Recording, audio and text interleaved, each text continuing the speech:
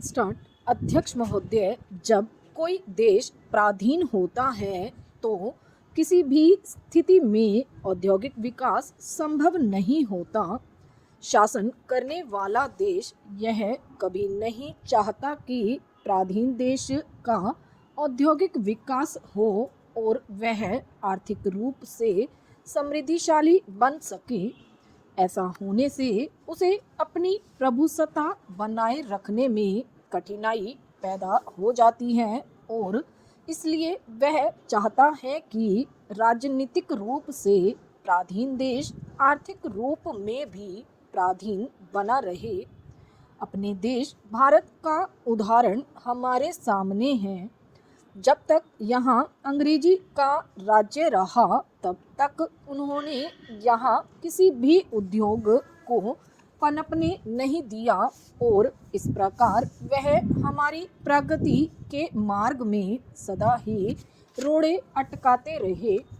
अभी हाल ही में कुछ आंकड़े प्राप्त हुए हैं जिनसे ज्ञात होता है कि भारत ही नहीं, एशिया में कुछ और देश भी ऐसे हैं जिन्होंने स्वाधीनता प्राप्ति के बाद भारी औद्योगिक प्रगति की है।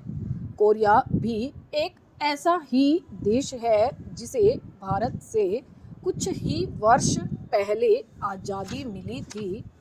आंकड़ों से पता चलता है कि आज़ादी से पूर्व 1944 में वहाँ जितना औद्योगिक उत्पादन एक वर्ष में होता था, अब उतना उत्पादन वह देश केवल 12 दिन में कर लेता है।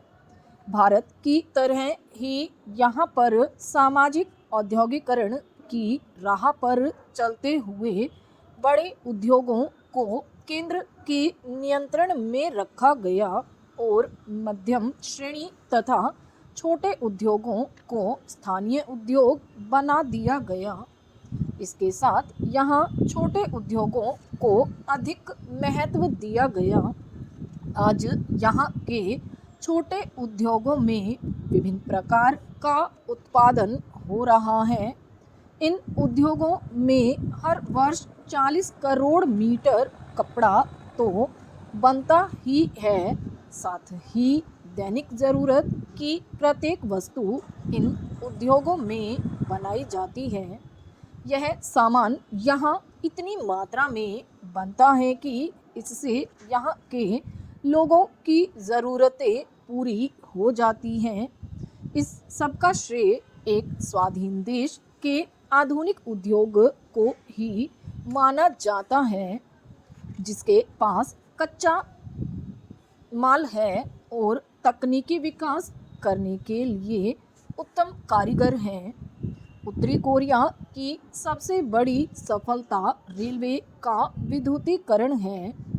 रेलवे विद्युतीकरण का सबसे बड़ा लाभ यह होता है कि उस देश की यातायात में शीघ्रता आती है, जिसके फलस्वरूप देश के उत्पादन को एक स्थान से दूसरे स्थान पर शीघ्रता से पहुंचाया जा सकता है और कच्चे माल की कमी नहीं रहती।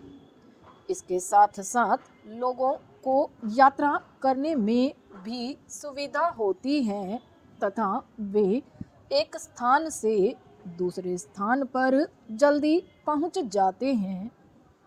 मेरे विचार में भारत सरकार को भी कोरिया की भांति रेलवे के विद्युतीकरण पर अधिक ध्यान देना चाहिए।